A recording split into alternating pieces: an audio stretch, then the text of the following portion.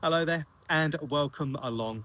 The Gardener Ben here with your next rose review. The rose next to me has taken me ages to track down. Now very sadly retired here in the UK, the one beside me is actually one of the most biggest selling David Austin roses of all time and represents my most requested video ever. Across multiple platforms, I get hundreds and hundreds of messages about this particular rose on an annual basis. My specimen, as you can see, really rather small, only around 12 months old, but I'm very, very glad to now have Evelyn now in my personal collection here at North Lodge and to be finally able to bring you my personal review. Launched and introduced by David Austin Roses in 1991, now sadly retired but widely available across the rest of the world. This one actually came from a supplier here in the UK, and I'm going to tag them in the video below if you want to get hold of this one, because this particular rose is really rather very special indeed.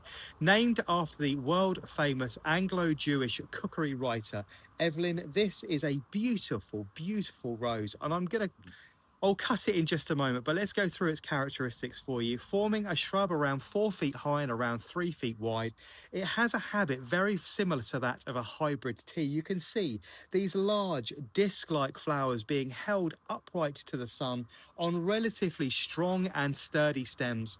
Flowers are produced in abundance from the month of June, July, August, September, and sometimes into the very beginning of October.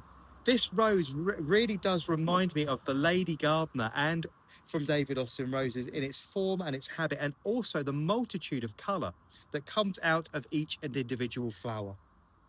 I'm going to pick a little bit of foliage and bring that close to the camera. It has the most beautiful smoky grey matte foliage, which is really rather lovely. It has a medium low thorn count, very few thorns on the stems themselves, which have this lovely port colour to them. Really very pleasant. So smoky grey green foliage, this lovely burgundy port coloured stem, and these blooms producers say individually and in small sprays. This one here going to have 3 or 4 flowers on it. They're really quite large and showy. They open disc-like and almost flat in their character and quartered in their early stage. You can see this one here, which I'll pick in a moment, divided into 4 individual sections. The colour is absolutely stunning. They open a soft buttery pink colour, fading out to a heavy apricot with marbles of yellow and peach through the bloom. Unbelievably pretty. I am so blessed to get this into my collection.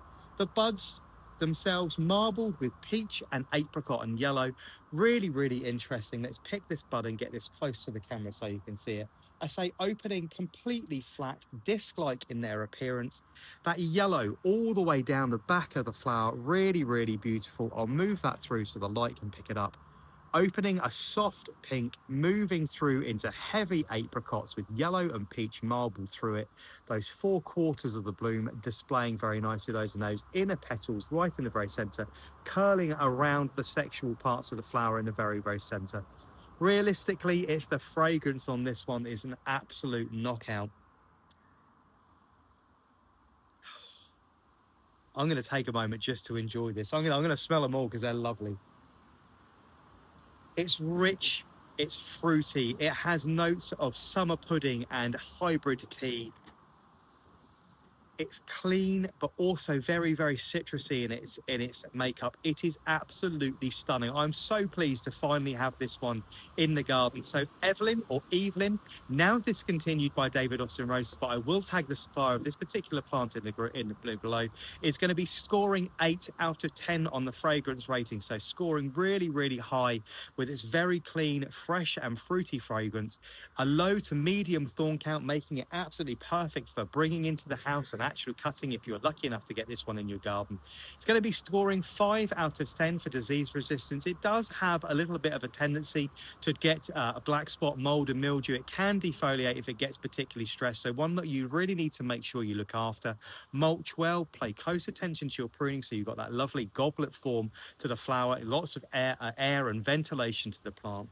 I suggest growing this one in a large pot or really close to the edge of a patio or to the edge of your lawn where you can get up really close and personal with these lovely big blousy flowers that are just absolutely stunning. That multitude of colour rippling all the way through. Also reminds me a little bit of Estacia Vi, a more modern and much recent addition from the David Austin Roses catalogue. This one is going to be scoring 6 out of 10 for disease resistance. All round an absolute perfect rose, perfect for growing in zones 5 through 11. I'm really glad to have this combination rose in my collection. This is Evelyn from David Austin Roses.